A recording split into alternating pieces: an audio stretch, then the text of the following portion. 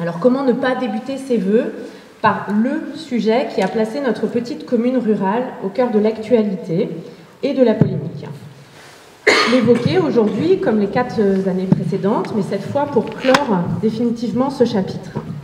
Vous l'avez deviné, il s'agit des sanitaires publics, dont les travaux de rénovation ont finalement pu débuter, ont été achevés et inaugurés au cours de l'année.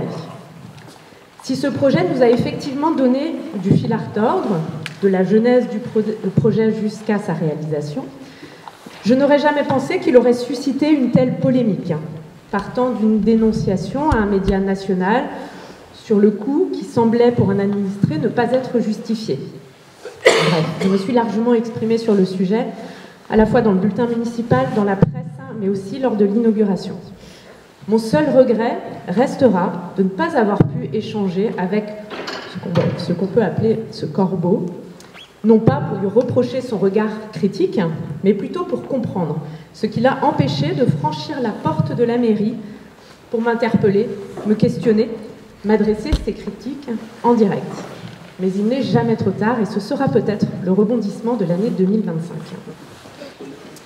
Pour rappel juste, le coût de cette rénovation, dont l'utilité n'est plus à démontrer, est au final, car nous avons passé lors du dernier conseil municipal un nouvel avenant en négatif pour des travaux qui n'ont pas été réalisés.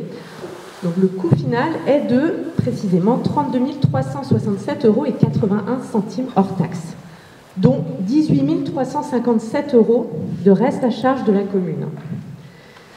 Alors si je peux me permettre un petit comparatif, mais vraiment pour définitivement clore le sujet.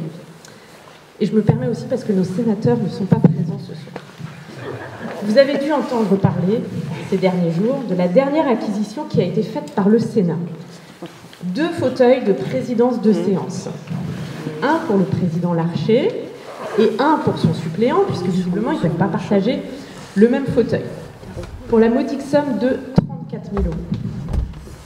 Alors quand on parle de la bonne utilisation de l'argent public, moi je peux vous assurer que je suis sereine sur l'utilisation que nous faisons de l'argent public à Saint-Abraham. Et je me satisfais, alors lorsque je m'assois sur ma chaise de bureau achetée à Bureau Vallée à Pleuhermel pour 70 €, je me satisfais d'avoir mené à son terme ce projet de rénovation et de mise en accessibilité des sanitaires publics. Mais visiblement, nous ne jouons pas dans la même cour et nous ne devons pas avoir les mêmes valeurs. Et après, lorsqu'on nous parle du déficit abyssal de l'État, qu'il faut redresser les comptes publics, on vient taper sur les collectivités locales. Sauf que, à quelques exceptions près, les gestions financières des communes sont plutôt exemplaires.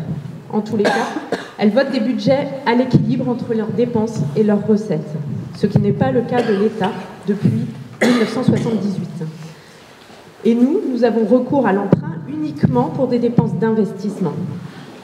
De son côté, l'État emprunte pour assumer son fonctionnement courant, pour payer ses charges courantes et également son personnel.